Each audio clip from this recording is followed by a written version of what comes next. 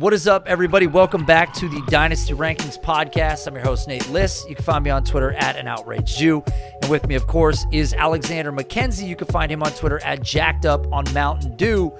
Okay, we did an episode last week, very draft-centric. For those of you that view this show exclusively on YouTube and not on the podcast network, thank you guys very much for checking the show out. It did very well. Almost as well as the one we did a couple of weeks ago. So hanging right in there. Obviously, we are beginning to turn the corner on subject matter. We talk about this week over week. If you're a team that's not in the running this year, then it's full steam ahead looking at the draft class, getting excited about that because you're not excited about what's going on in your league. Trade deadlines are coming up, so you have to move these players, make some decisions.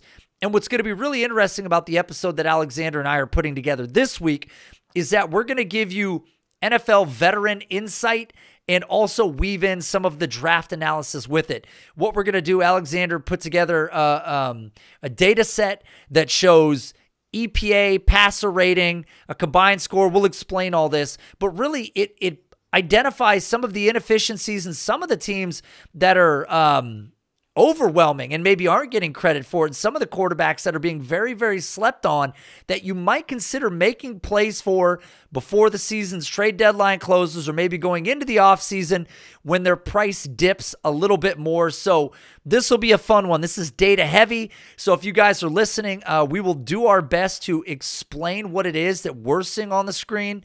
If you're watching on Spotify, thank you guys for checking it out. I know you'll enjoy this. And again, if you're on YouTube, this is going to be a very video-centric episode. But again, we'll do our best to narrate. So Alexander, how are you doing? And are you ready to dive into this stuff? I'm doing great. And absolutely. I'm ready to dive into this stuff. I think we're, kind of hitting the end here with all the, playoffs approaching and stuff like that. And it's interesting to kind of do a, retrospective on how the season has gone so far and kind of getting a better idea of what the landscape will look like for these incoming 2024 rookies. So the big thing that I want to say, disclaimer, I don't have like a loud like stamp noise as it hits like the pavement or whatever.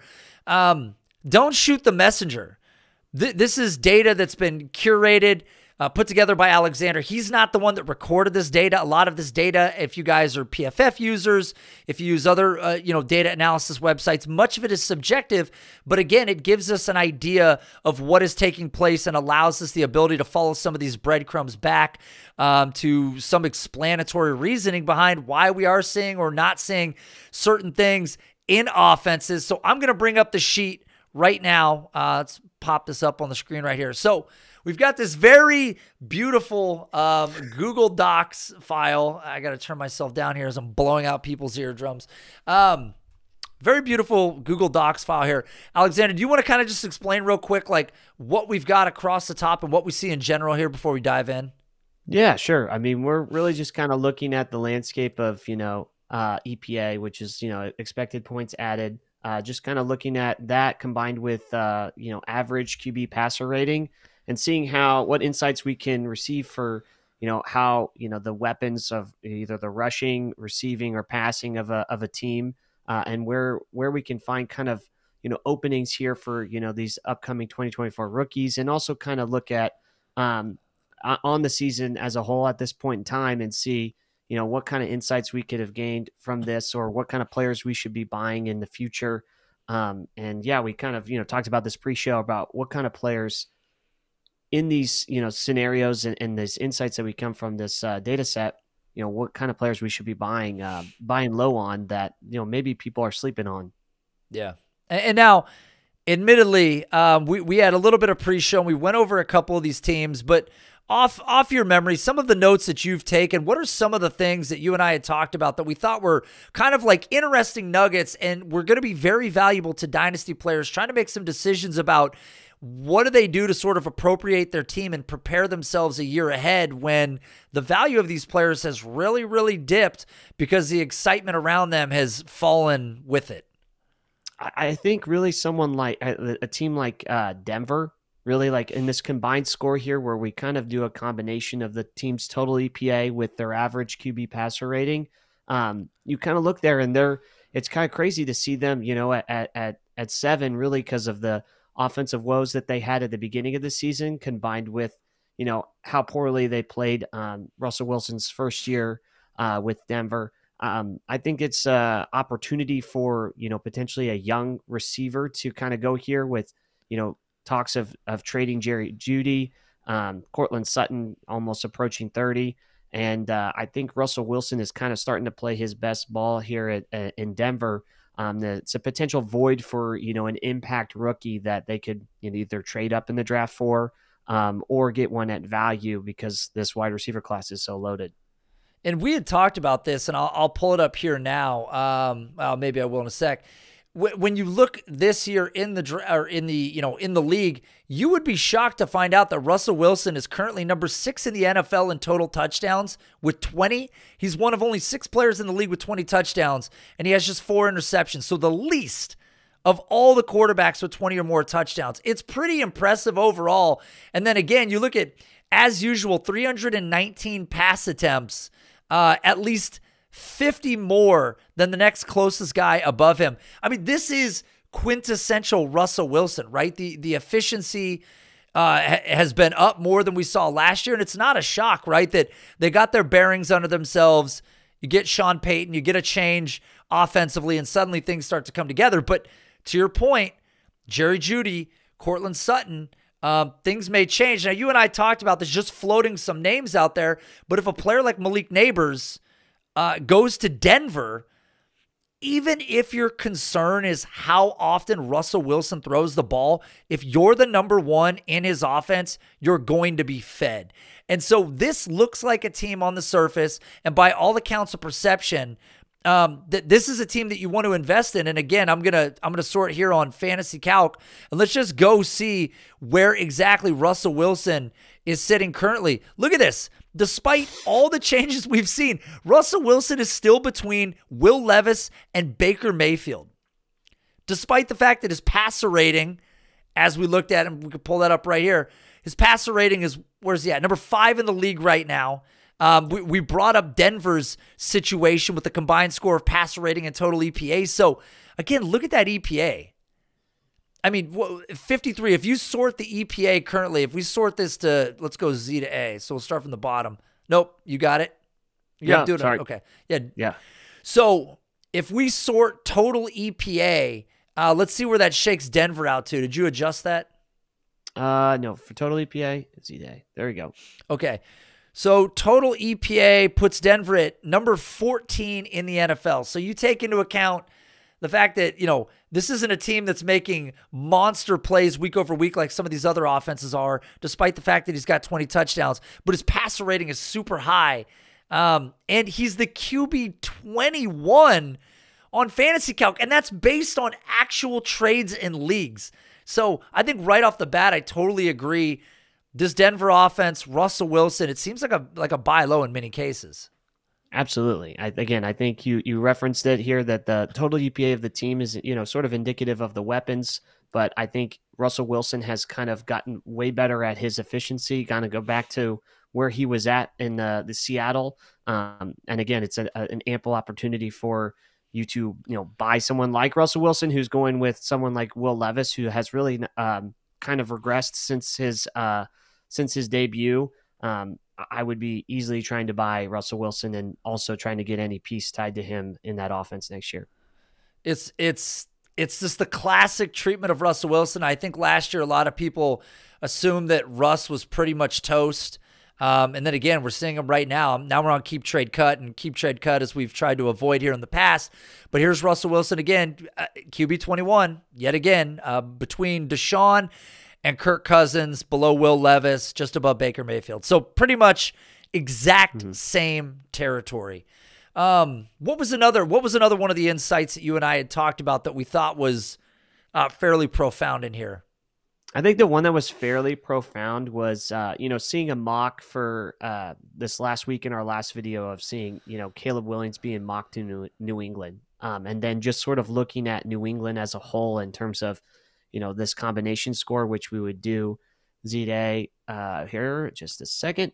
And New England being one of the worst teams in, receiving EPA, rushing EPA, obviously passing EPA and passer rating with, Mac Jones continuously struggling. But what stands out is if you sort it by, something like receiving EPA, there's also they're the worst in terms of receiving EPA. With that being said, how does a player like Caleb Williams, no matter how talented, go into this offense with really, zero help? Someone, we referenced Mario Douglas, but I don't think he would move the needle for Caleb Williams, and I just don't think it brings up a bigger question of something like, would you rather have the 101 and get Caleb Williams, right? And let's say he goes to New England, but he's got the talent, right? He's been prolific in college, the arm talent, the mobility. Or would you rather have someone like CJ Stroud, who's having a historic rookie QB season? It's an interesting question. Like, who would you rather have? And I think now it's kind of easier for people to kind of say potentially Stroud, but I just don't see if he goes New England that he could it would really squander his dynasty value. I'm going to tell you right now, number one, everybody knows this. There are no guarantees of any quarterback performing. And by the way, it's expectation of Caleb Williams, right? It's people's lofty expectations of him. I'll tell you this much. A number of people right now would say they prefer the 101 to CJ Stroud. You only prefer the 101 to CJ Stroud until the moment that New England takes Caleb Williams with that pick. Then you have to decide, do I want the guy who has, let's go to the offensive line, by the way. Let's pull that up because that's an entirely different part of this conversation. New England, a bottom 7 offensive line, as noted here by PFF. As Alexander brought up, the least efficient receiving EPA in the league, one of the lowest total EPAs in the league, a hard-nosed coach in Bill Belichick that has got to be near impossible for your average quarterback to perform under. And again, you guys cannot assume that any other quarterback will be able to function the same way Tom Brady did. You guys have 20 years of Tom Brady and 3 of Mac Jones. I mean, think about that for a second. You've got like 6% of Bill Belichick has been Mac Jones. Okay, we don't know a damn thing about what it would be like for a quarterback like Caleb Williams. And I'm just telling you on the surface, this is one of those situations where they have to work on receiving weapons. They have to work on offensive line weapons. We don't know what it's like to play under that coaching staff. And we don't know that Caleb Williams is a surefire thing at the NFL level. He's a great prospect. He's a phenomenal prospect. But anybody who's going to tell you that he's a surefire thing is lying to you. So if Caleb Williams goes to New England, based on what we've seen from CJ Stroud in year 1, I'm pretty confident in saying, how much better does Caleb Williams have to be to make him worth taking all the additional risk when CJ Stroud has been this good? Because again, let's go to Fantasy Calc for a second. Let's roll up. Stroud is number 5 on here, but he's slowly nudging his way up. You cannot tell me he isn't going to be in the conversation jumping Herbert and Burrow very soon. I mean, he is right there right now. We get a couple more good games out of Stroud. He keeps, battling in these comeback situations, keeps performing the way he is. If he rushes for any more touchdowns, you're going to have to eliminate that concern.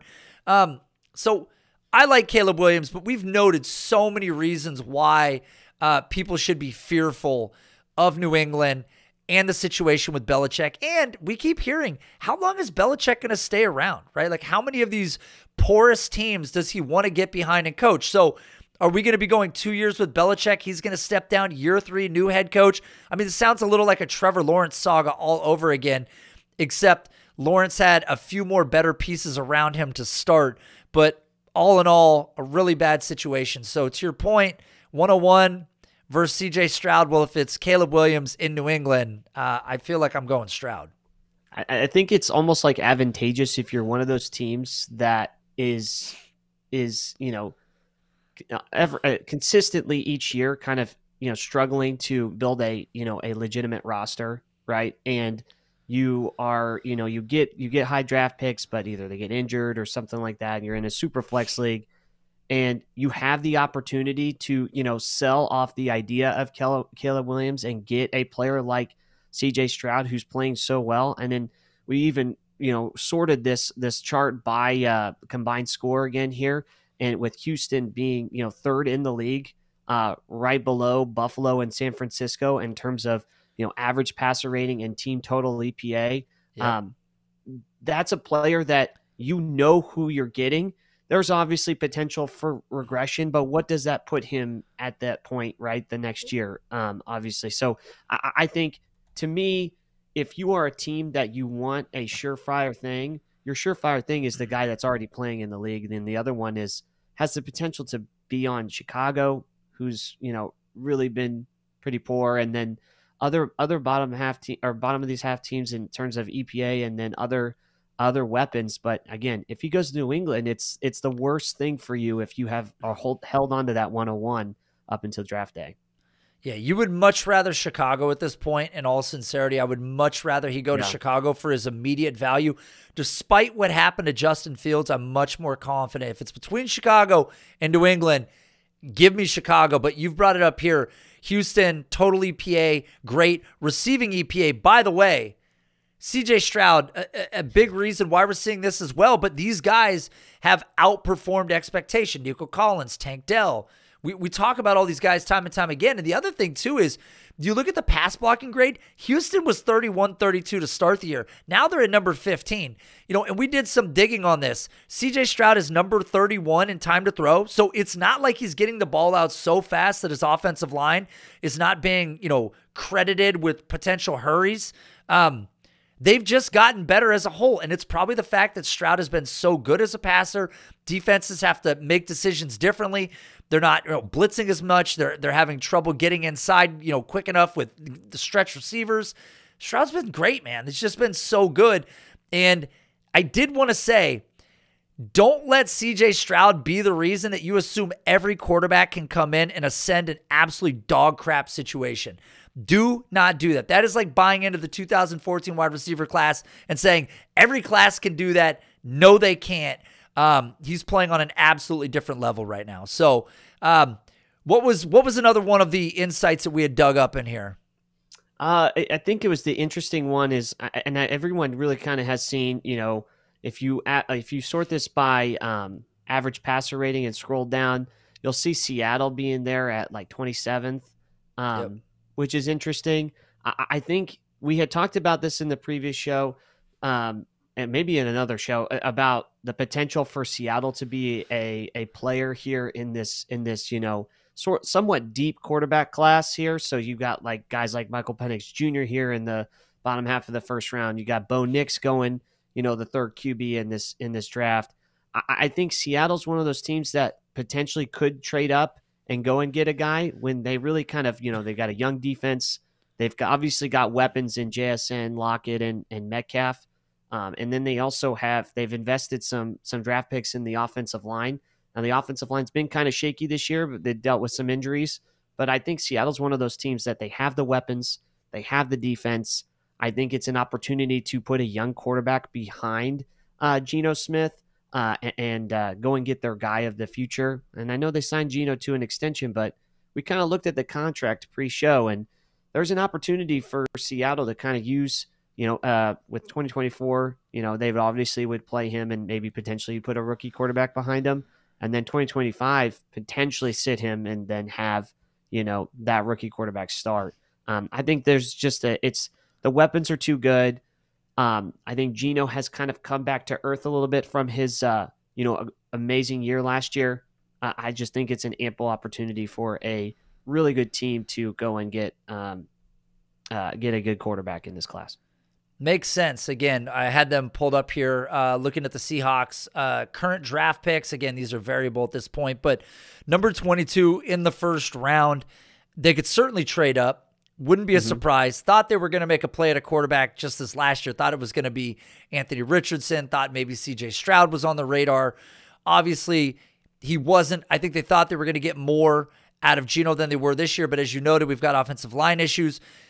This could be, though, as a whole, if we zoom out and look at every offense in the NFL, skill position players, Seattle is as good as it gets in the receiving game, in the rushing game. Tight end, again, Noah Fant, some other weapons out there. So they've got really great weapons. You could usher somebody in, and I tend to agree with the idea that, yes, Geno is locked into $17.4 million in 2024, but the final year of his deal in 2025, $8.7 million. He could revert to a backup at that point. You could have your quarterback selected next year, usher him in 25 or maybe late in 24, but we're assuming this is a playoff team, so it's probably Geno's roster through 24 short of an injury or really underperforming. But yeah, I agree. Looking at some of the information here with Seattle, I think that they're another smart bet. Absolutely. And again, isn't this what you want really for these quarterbacks, that you can get them to, sit under, talented quarterbacks and be on talented teams? The roster's already set. You don't have to wait for them to go get a weapon like Bryce Young's been waiting. You get a guy that can kind of be groomed for the position, someone that's kind of ascending, someone like Jordan Love. Yeah. No, and that's a great point. That probably leads us to Green Bay, and maybe we should talk about them for a minute. Green Bay was one of these teams where you've got a quarterback that I think people were shaky on in the beginning. And I'm going to go to Fantasy Calc real quick while Alexander sorts that sheet, just so we can look at where people currently are on Jordan Love.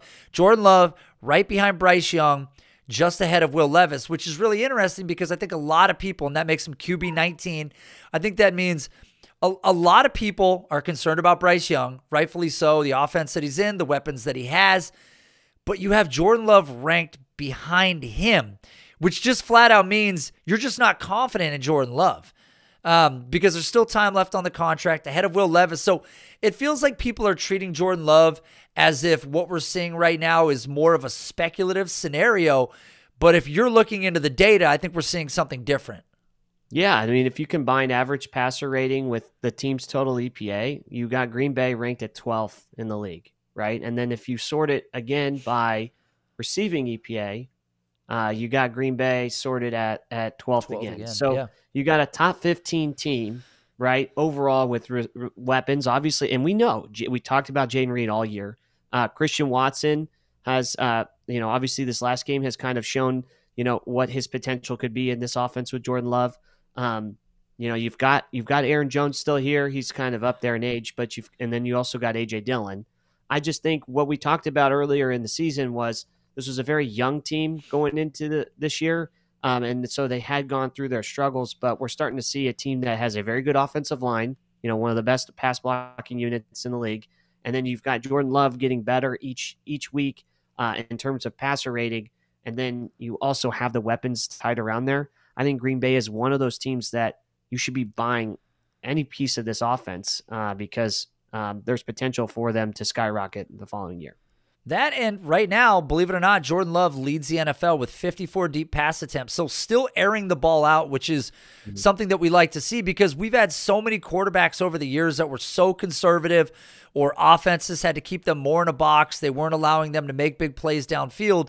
We're seeing that from him. Again, you go to PFF, he's also ranked with a 72.7 overall passer rating, so one of the better passer ratings in the league, and he's looked good. And yeah, of late, we've seen a different version starting to sort of emerge, including this Detroit game recently where he had 3 touchdowns, no interceptions, 268 passing yards. So starting to kind of flourish, and it's bearing out in the numbers. And you mentioned those two players.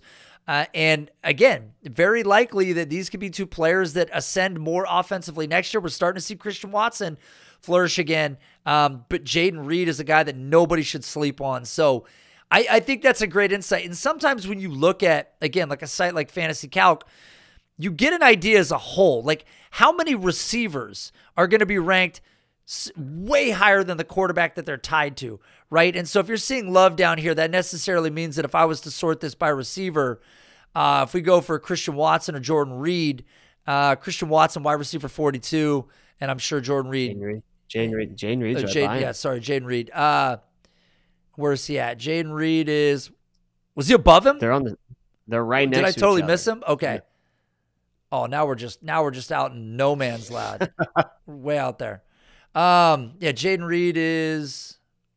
Oh, we got to resort the whole damn thing. Oh, this is the problem. Okay, right there. So yeah, directly below him. How did I miss it? It's in a ghillie suit. So number 43, right behind Watson. So very interesting. But yeah, I think Green Bay is one of those teams that's certainly ascending and probably will continue to do so since we're seeing sort of this inaugural season for Love and getting out there and getting his opportunity this year. Absolutely. And again, if you have a second round pick, these are players that are not going away, right? They spent a second round pick on Christian Watson. They spent a second round pick on Jaden Reed. Those are two players. They spent a high draft capital on Luke Musgrave, who has looked good and is an explosive tight end. There's young pieces in this offense in the receiving core at Green Bay, and Jordan Love is playing. Has gotten way better throughout the season. There are young pieces in this team that can only get better, and I think there's ample opportunity for that. Yeah. And number of picks as we're looking on the screen right now, 1, 2, 3, 4, 5 picks on the first 2 days.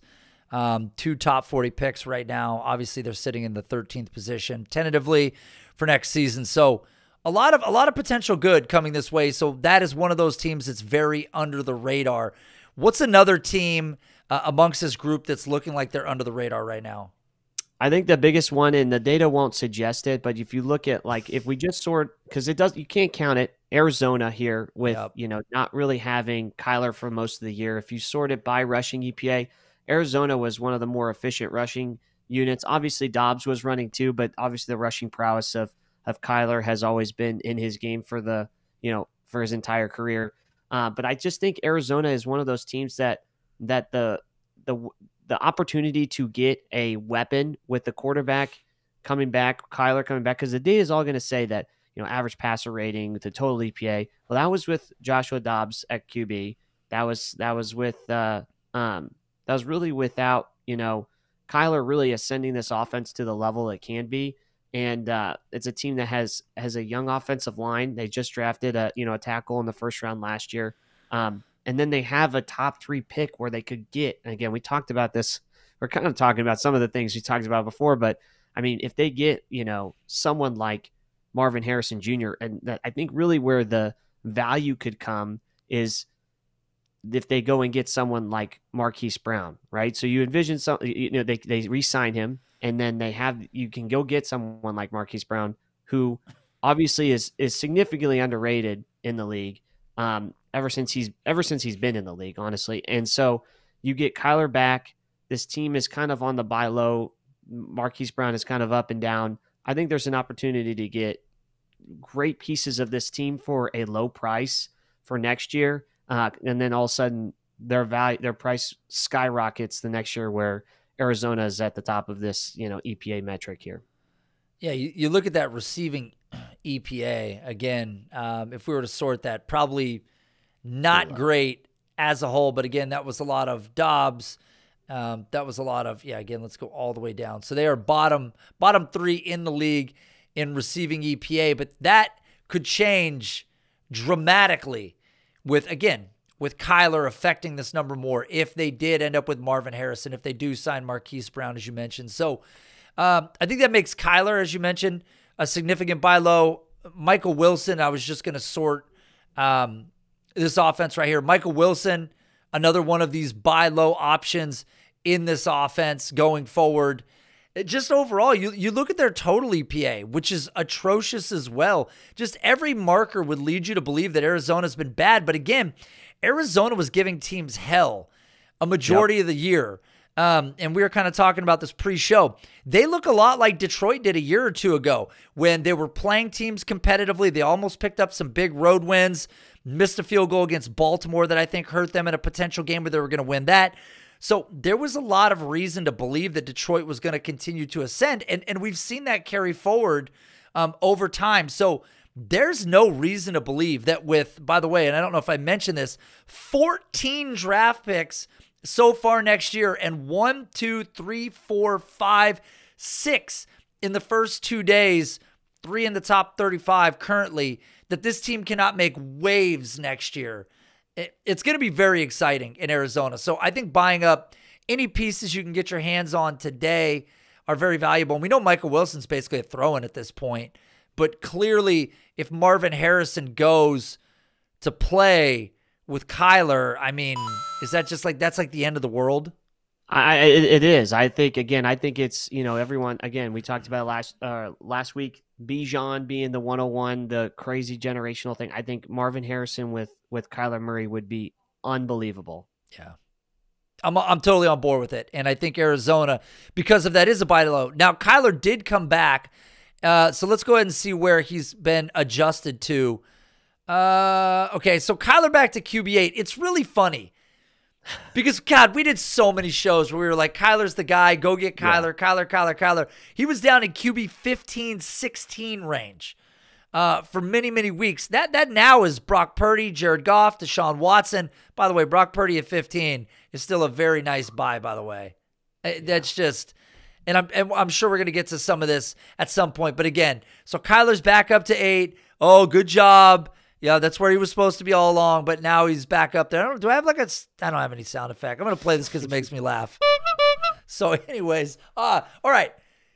What was another one of the insights that you and I had dug up and kind of blew us away? I don't know if it's a dug up, but I think San Francisco at the top there, obviously Christian McCaffrey has literally been unbelievable, right? But I think on top of that, I think you can't deny the passer rating. And obviously everyone wants to say that he's a product of the system. Jimmy G was relatively good in this offense with all these guys, but he was never really this insanely, prolific. So I think we are seeing a player that is going to continue to ascend in Brock Purdy, that I think there's opportunity for people to still buy. I mean, you even look at that list. Kyler was ranked higher than him, and San Francisco is through the roof on combined score compared to, other teams. But I think getting a guy like Brock Purdy still tied to some of these weapons for the next few years, and also playing at an extremely high level, where is the problem there with going and buying someone like Brock Purdy? There isn't one. And let's pull up his fantasy stats right now. I think that people are going to continue to lean on the idea that they say that Brock Purdy's a game manager. Look, you and I turned this corner, okay? I was admittedly not somebody that was a big buyer of Brock Purdy when he first came in. I thought, hey, Trey Lance is a more dynamic weapon. I find it hard to believe that this 7th-round pick is going to ascend and essentially cut out of the picture a guy that they had invested so much capital in. But even despite the fact that they knew that they were going to have a ton of egg on their face, okay, a complete mess in the kitchen, they were willing to deal Trey Lance for pennies on the dollar, almost literally. And we look at Brock Purdy this year. How many 20-point games? 1, 2, 3, 4, 5, 6 games so far. So call him a game manager if you want, but how many quarterbacks in the league right now? Let's go here. Let's sort by quarterback. Pull this up. Points per game. Okay, I mean, just looking in general on 20-point average, you have 5 guys currently that average 20 points. Brock Purdy is currently averaging 18.1, top 11 guy. I mean, I don't know what to say. You're like, San Francisco's too efficient. So that's a good thing. That's good for him, right? Yeah, and the defense is legitimate. So they're going to turn the ball over, and he's going to be in more scoring opportunities. I mean, I think this is a team that's got, elite playmakers on both sides of the ball. It's sort of like everyone loves Jalen Hurts. Well, the defense for Jalen Hurts is turning the ball over as well. Secondary is a little suspect, but they got a great defensive line that's going to turn the ball over, and you're going to have an opportunity to get a player that's in the red zone all the time, and is also tied to, the best running back in football right now in Christian McCaffrey. I mean, look at the yards per attempt this year. Number 1 in the league. Adjusted yards per attempt, number 1 in the league. Deep ball completion percentage, number 1 in the league. Number 1 in expected points added, because nobody expected any points.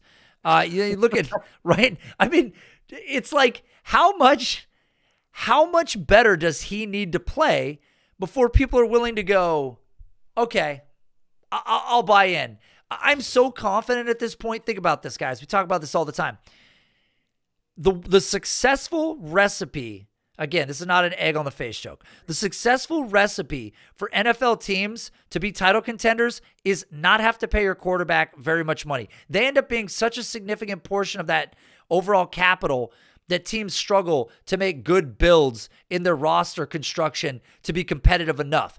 Brock Purdy is not making anything, and he's playing very, very well. He is not going anywhere. He's going nowhere, and they're going to continue to put weapons around him. It's a creative offense, and as you mentioned, the thing about Christian McCaffrey is he's a great rusher, but he's also a huge benefactor for Brock Purdy, right? Like Brock Purdy utilizes him as an outlet in the passing game. You have Debo, just so many weapons, and the passer rating, as you mentioned, is so ridiculous.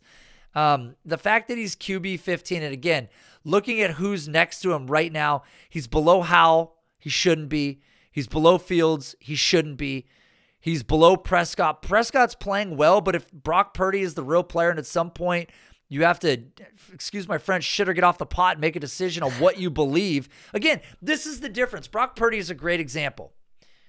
You're either just trading assets, throwing, just you're day trading on players, or you're taking a stance on somebody like Brock Purdy. If you think Brock Purdy is good, then go buy him. He's not even 24 years old yet. You're going to have the quarterback of the San Francisco 49ers for the next 8 years, 6 years, right? Why the hell wouldn't you want that guy? And he only continues to get better. But the reason that he's QB 15 is because a lot of you still don't believe that, and you would prefer to go after a player like Anthony Richardson, who has been dynamic and shown his legs, but where is he right now?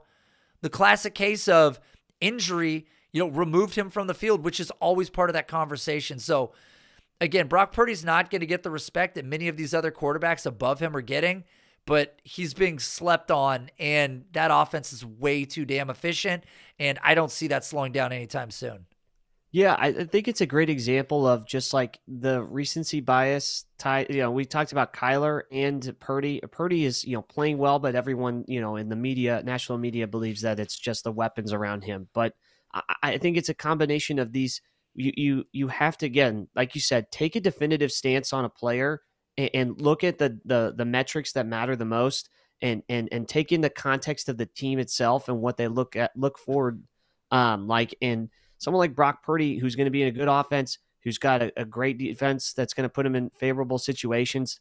I think going forward is a huge buy, especially with people just still believing that he's not good. That's the opportunity to go buy someone like that, right? Buy these players before people, realize and see the game for themselves, and then recency bias kicks in, and then they say, "Oh, now this player's good," or like Kyler. Now Kyler's playing. Oh wow, he's back to where he was supposed to be in the top 10 conversation. I think it's just you analyze the player as a whole instead of looking at the position. Here's what bad dynasty players do. Bad dynasty players wait till Brock Purdy gets a contract extension to go, okay, now I'll buy in. That's what bad dynasty players do. Also, if you're watching on the screen, San Francisco currently graded with a bottom 5 pass blocking grade. So despite all this, Brock Purdy still crushing it game over game over game. So you can decide to believe in whatever narratives you would like. You cannot buy in if you would like. But despite a bad offensive line, Brock Purdy is greater than the sum of all these weaknesses. So it's just super exciting to see this going on. And again, like I know that you said that maybe this isn't so much of an insight that we dug up, but I don't think a lot of people know truly how efficient this team is as a whole, how much better Brock Purdy is this year than last year. And despite the fact that this offensive line is not great, but this defense is exceptional, and they will continue to get the ball back, which for many people that don't pay attention to it, how much easier it is to be a quarterback when you know your defense is going to go out and make plays, right? It's not all on you every single game. So buy in now. Just buy in. Absolutely. You got another one on the list? I think, again, these are some of the ones that are kind of obvious. If you and it's been referenced a lot on Twitter. You look at Buffalo, for example. I feel like they really haven't lost a step, even though their record, they're on the fringe of the playoffs. I think is an opportunity for a team like this to potentially add another weapon. We get Gabe Davis up and down every single week. Players like Khalil Shakir don't get a lot of love, who have been super efficient in this offense because Josh Allen, regardless of with the turnovers, is still playing at an extremely high level. I think just Buffalo as a whole is still not, even though their record indicates that they're, not playing well, Buffalo's offense and Josh Allen is playing at a high level. I think it's an opportunity to still go and get someone like Khalil Shakir, potential for Buffalo to go get one of these weapons that they may not have had the opportunity to go get. And Gabe Davis has moved on, or we got Kincaid playing at a high level. And maybe, Buffalo started to look ahead and try to, we obviously looked at Stephon Diggs' contract, but, the woes between Diggs and this Buffalo team each year, maybe an opportunity for them to go get another weapon. I think that Buffalo's a sneaky team to go spend a high draft pick on another weapon like they did last year with Dalton Kincaid. It makes sense to me, right? You got to put some weapons around him. Josh Allen, for how many years? Look at this. Josh Allen, look at this. This year, averaging 25 fantasy points a game, 24 fantasy points a game, 24.6, 25.4. Like, we know the guy is amazing. And if we go even further, number 2 in pass attempts this year, number 5 in carries, number 4 in EPA, number 4 in accuracy rating, right? Like all these things are favorable. He's doing everything that he's supposed to do. Now, his value hasn't really changed at all. I mean, he's still right there at number 3. He's right in the Jalen Hurts value range. But like you said, it's not so much about him as it is some of the weapons around him that people can go and invest in. And I think that's really the insight that's here. So, yeah, exactly. If it's Khalil Shakir, if it's whoever they draft next year, we've seen him. Again, look at what's happening with Cooper Kupp and Puka Nacua. It's not unreasonable to believe that they go and draft some high-leverage player. Year 1, maybe he has some opportunity, a la Jordan Addison type, gets his shots, and then over the next year or so starts to cut into some of that work of Stephon Diggs and kind of becomes this new player that we usher in a pairing with Josh Allen. At some point, they're going to have to do it because they do need weapons in this offense. Josh Allen can't do it all himself, even though the fantasy points would indicate that he is, in fact, doing it all himself. Absolutely. I think, yeah, he's not doing it all by himself. They added Kincaid, who has been fantastic. Sure. And I think there's opportunities with the other weapons outside of Diggs or even Diggs himself for them to go, again, spend a high draft pick on a player because this offense is playing at such a high level, regardless of the 6-6 record.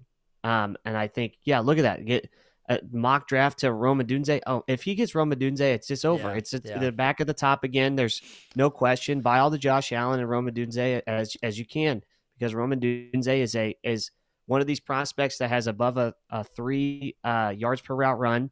He's got size. I can't wait to see how he tests. If he tests well, again, it's through the roof. And then there's a conversation of him, Malik Neighbors, and Marvin Harrison Jr. as some really high top 5 picks. Probably really well. Let's talk about a little bit of bad. What about Pittsburgh? Right now, I know that Pittsburgh has a lot of weapons, and a lot of people were fans of what they might do this year. But if you're anybody with a television, they've been crippling to watch week over week. Absolutely. I think Pittsburgh's one of those teams that they have the George Pickens, who makes some highlight catches, obviously was good in the middle of the season without Deontay. Deontay's had, up and down. I think what's the scariest thing about this team is specifically how poorly Kenny Pickett has played. And obviously that's what everyone realizes too. I think it's just incredible how well the team has played, specifically the defense, with this bad of quarterback play. And they're invested in Kenny Pickett for the foreseeable future. They're going to finish out his contract at least. Pittsburgh's one of these teams that are just not going to jump off a quarterback that they invested a high pick in and admit that they kind of made a mistake. I think this is one of those teams that all the weapons around there should be downgraded because of how poorly Kenny Pickett plays. And we've seen enough games now that I think we're, in year 2 of Kenny Pickett, we're starting to see really nothing really different. You can attribute the issues to the offensive coordinator to an extent, but at some point you have to account for the fact that the players are the ones on the field making the decisions, and Kenny Pickett is not making very many good decisions. And the weapons around him, I feel like, are potential sells outside of even, Jalen Warren. They still got Najee Harris for at least 2 more years. So I just think all these weapons will always be up and down in this scenario. So I'm not sure how to evaluate these guys if Kenny Pickett is continuing to play quarterback. I'll tell you what, I'm looking at Fantasy Calc right now, and I'm surprised George Pickens is above Rashee Rice. I would take Rashee Rice all day long over George Pickens. Maybe they haven't updated the website in like 19 days. But yeah, I agree, and I think that's the problem too. We're seeing inefficiency. The other part about it is, we saw multiple games missed by Deontay Johnson. Then he came back. The first week that he came back in week 7, he was out-targeted by George Pickens. But since then, he has either tied or out-targeted George Pickens in every other game that they've played together. So it just reverted back to exactly what it was that we saw last year. The priority of the target share goes to Deontay Johnson. George Pickens continues to do whatever it is that he does. And he's a tough player to own, especially if you're not playing in best ball formats. What's the upside, right? Like, how many years go by before you go, oh, this is the guy? He doesn't have the quarterback playing often. That is what is associated with players making these big leaps at the next level. It's what you and I are going to continue to talk about.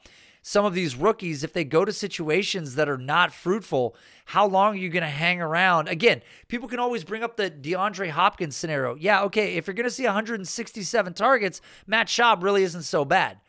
If you're going to see 130 targets, then yeah, an inefficient quarterback where you end up with 66 catches for 851 yards is not very good.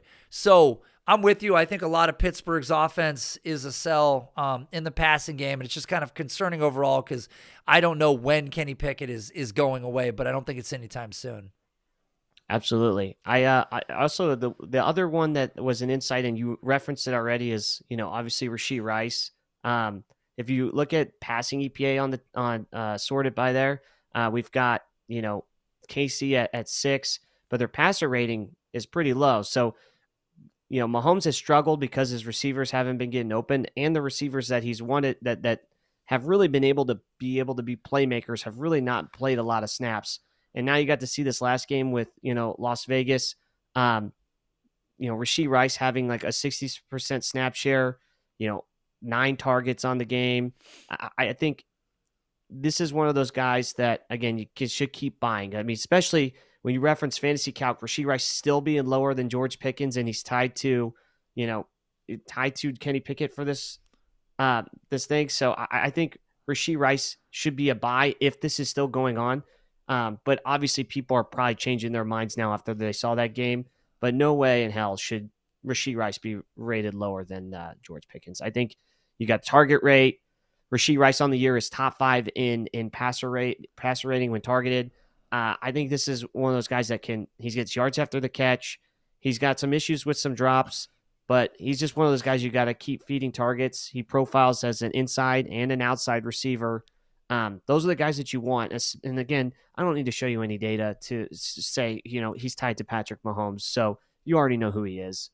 So go get Rashee Rice in all formats. Yeah. And if he ascends next year in a much bigger season, nobody's going to be surprised because, again, we were just talking about this. That is what necessarily elevates these players to another dimension, right? A quarterback that's going to lock in on them. We've seen Mahomes do it in the past.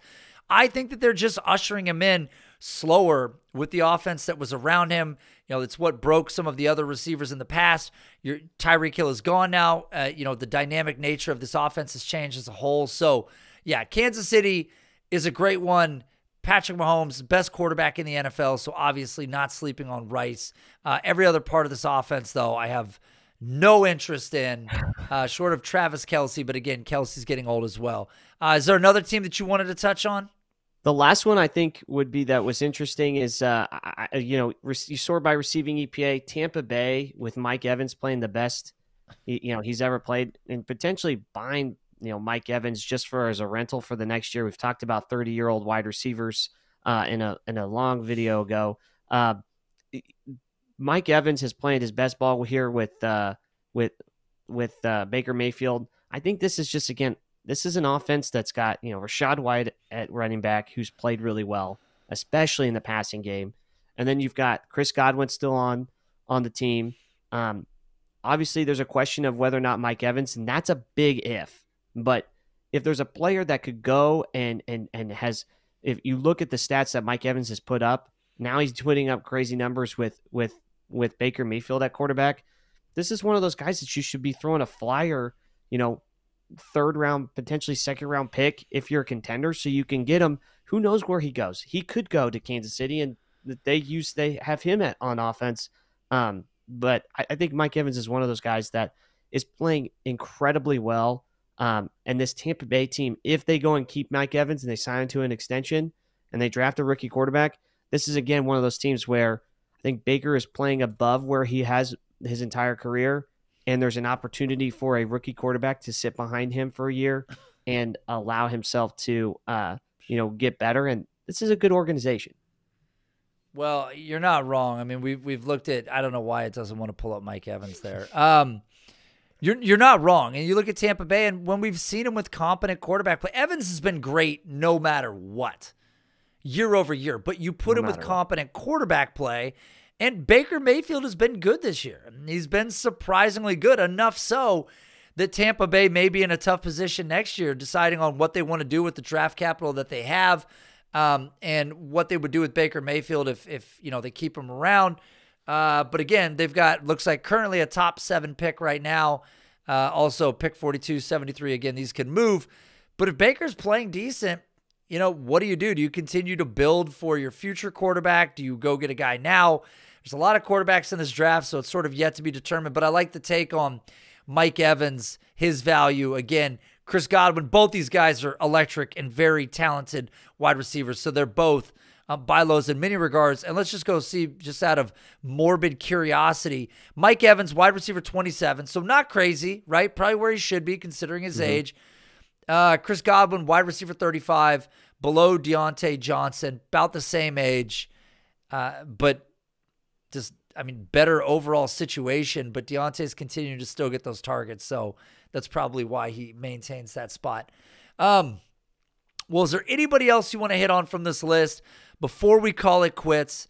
I know we've touched on a lot of these. This is really, it's a fun exercise because we're looking at these offenses as a whole. We're also looking at composite information of what they've done plus the passer rating, which kind of helps illuminate some of the situations. I think, again, you look at teams like San Francisco, you look at Houston, shocker with what we're seeing right now from C.J. Stroud. Not surprising. You go down the list, Miami, Dallas, Buffalo, Philly, Detroit. Like, these all ring a bell in your head when you think about these offenses, and we're seeing this combined scores. So we know that the correlation between the total EPA, the average quarterback passer rating, it does translate to the players that are surrounding this level of production. So I think it's a fun exercise. Alexander and I are going to continue to deploy more advanced metrics in this format in the future.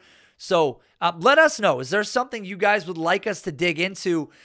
Is there a theory that you've had? Make sure you comment below in the video, and we'll see if we can weave that in to a future video. Because in all sincerity, I'm certainly a data geek and enthusiast. Obviously, Alexander is way down this rabbit hole. And this is the type of content we really like, because there's not a lot of people that are putting together this information and displaying it to you and going, hey, here's a way for you to think differently. Here's a way to view information different than listening to Booger McFarland tell you that quarterback X hasn't been playing well in the last 2 games, right? So I don't think we have really anything else that we're going to dig into in this particular episode. So again, I want to thank everybody for checking this one out. Of course, please make sure you guys comment below. Tell us what you like, what you didn't like. Tell us what in the data you saw while you were watching that you thought stood out that maybe we missed. We'll address it on the next episode. If you guys are listening to the podcast right now, make sure, of course, you rate and review. It helps us a lot. I'm not going to make the same footballers joke, even though I kind of just did. Make sure, of course, if you're on YouTube, hit like, hit subscribe, join this growing channel. And, of course, I'm seeing people flowing in daily over on the Discord. Go to the description, follow the link, join the Discord. Every Friday we play an XP game. I started giving away some hoodies. I don't know if I've got many of these to give away. This is my own personal branded logo on a hoodie, but Alexander's worn one of the Dynasty Rankings hoodies. I'm giving one away now, so I'm going to start doing more giveaways like that. Maybe a big one for Christmas. Something I might do some like bonanza giveaway on Christmas, so make sure you guys jump in. Otherwise, we will see you guys next week, and I'm sure we're going to have a lot more 2024 rookie draft analysis coming your direction, so stay tuned. We'll see you then.